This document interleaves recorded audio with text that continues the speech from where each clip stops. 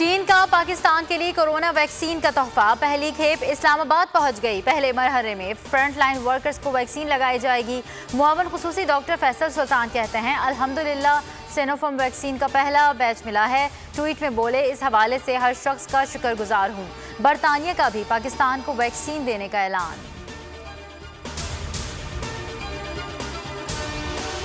मुल्क में कोरोना के बाद 24 घंटों में मजीद 26 अफराद जाँ बहक। मरने वालों की तादाद 11,683 हो गई। 1,615 नए केसेस रिपोर्ट। फाल केसेस की तादाद 33,493 हो गई। डाउ यूनिवर्सिटी अस्पताल में बैनुल अक़वामी तर्ज का वैक्सीन सेंटर कायम। कराची के 6 अजला में वैक्सीनेशन सेंटर की तैयारियां जारी।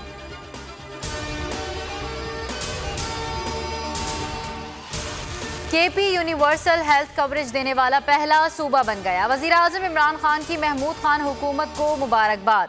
ट्वीट में कहा, खैबर पख्तूनख्वा के 4 करोड़ शहरियों को हेल्थ इंश्योरेंस की सहूलत दी गई।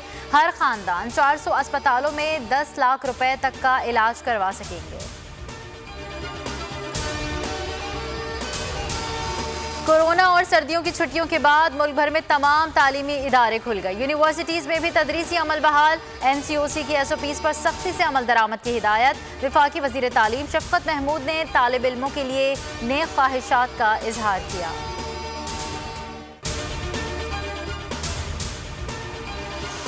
वज़ीर आज़म इमरान खान का अवामी मसाइल सुनने का फैसला। आज शाम 4 बजे अवाम से टेलीफोन पर बजाते खुद बात करेंगे। वज़ीर आज़म 90 मिनट तक अवामी कॉल सुनेंगे।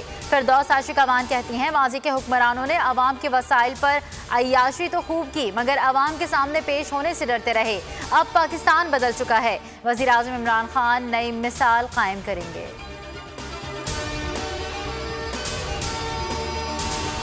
अवाम पर एक बार फिर पेट्रोल बम गिरा दिया गया। पेट्रोल 2 रुपये 70 पैसे फी लीटर मजीद महंगा। हाई स्पीड डीजल की कीमत में भी 2 रुपये 88 पैसे का इजाफा। मट्टी के तेल की कीमत 3 रुपये 54 पैसे बढ़ गई। लाइट डीजल की कीमत में 3 रुपये इजाफा। अपोजिशन का आज पार्लियामेंट के दोनों ऐवानों में एहतजाज का फैसला। तहारीक भी जमा करवाई जाएंगी। कमर जमान कायरा कहते हैं, पेट्रोलियम की कीमतों में हालिया इजाफे से महंगाई का नया तूफान आएगा।